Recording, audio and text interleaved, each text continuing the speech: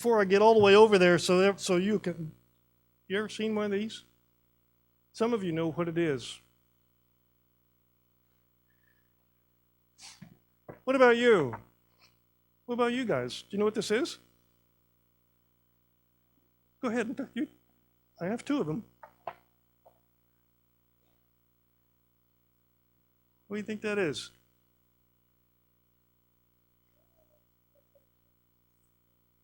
What? Tip of a spear. Well, that's a good guess, but that's not it. What do you think?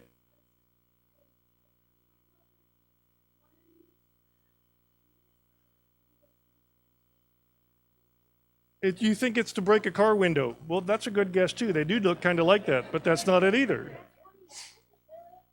This is a plumb bob. You usually see it like this one with a string on it.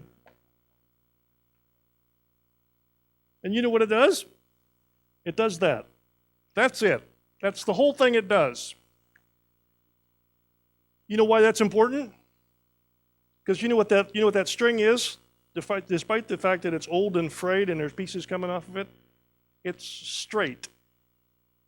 Gravity works. And so when you have a plumb bob and you tie it to something, it always makes a straight line and it always points straight down. You know why that's important? If you're building something and you want it to be straight, how do you know? If you have a yardstick, that gives you straight for 3 feet. But what if your thing is bigger than 3 feet? Like a house.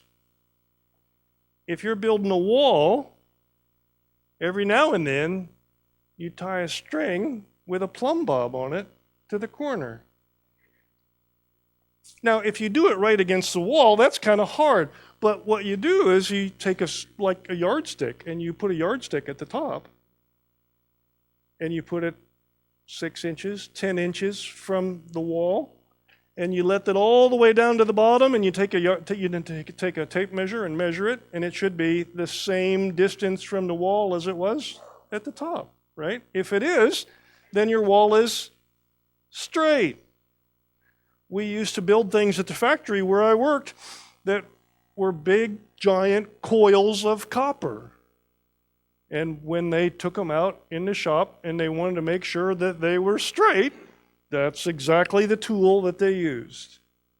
They'd hang a plumb bob from the side to make sure that it was straight. Now, instead of telling you why that has anything to do with the Bible, I'm going to ask that you pay attention during the sermon because one of God's prophets, Amos, uses this tool as an illustration. So if you pay attention during the sermon, you'll find out why the plumb bob is important.